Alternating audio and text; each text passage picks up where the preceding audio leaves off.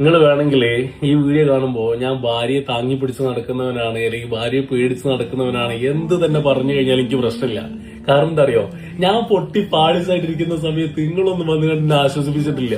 മറിച്ച് ഓളിന്റെ തോളിൽ കേട്ടുകൊണ്ട് പറഞ്ഞൊരു കാര്യം ഉണ്ടായിരുന്നു, പട്ടിണിയാണെന്നുണ്ടെങ്കിലും സന്തോഷമാണെന്നുണ്ടെങ്കിലും സങ്കടമാണെന്നുണ്ടെങ്കിലും ഇനി മുതൽ അങ്ങോട്ട് ഒരുമിച്ച് നമുക്ക് ഫേസ് ചെയ്യാന്നുള്ളത്.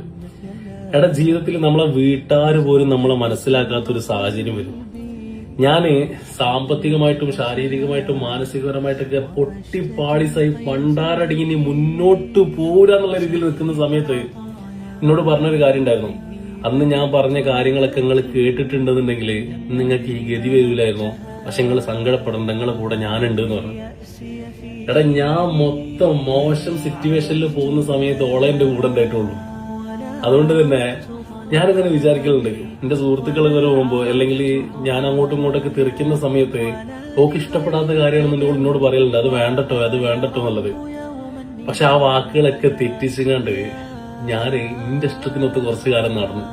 കിട്ടി, 8ന്റെ പണി കിട്ടി. അതിന്റെ ശേഷം മനസ്സിലായി കുറച്ചു കാര്യമെങ്കിലും നമ്മള് ഭാര്യമാര് പറയുന്ന കേൾക്കണമെന്നുള്ളത്.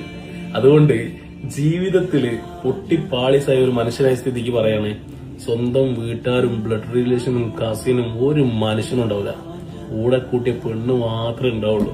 അതുകൊണ്ട് ഇനിയെങ്കിലും കുറച്ച് പാഠങ്ങൾ നിങ്ങൾ പഠിച്ചോ.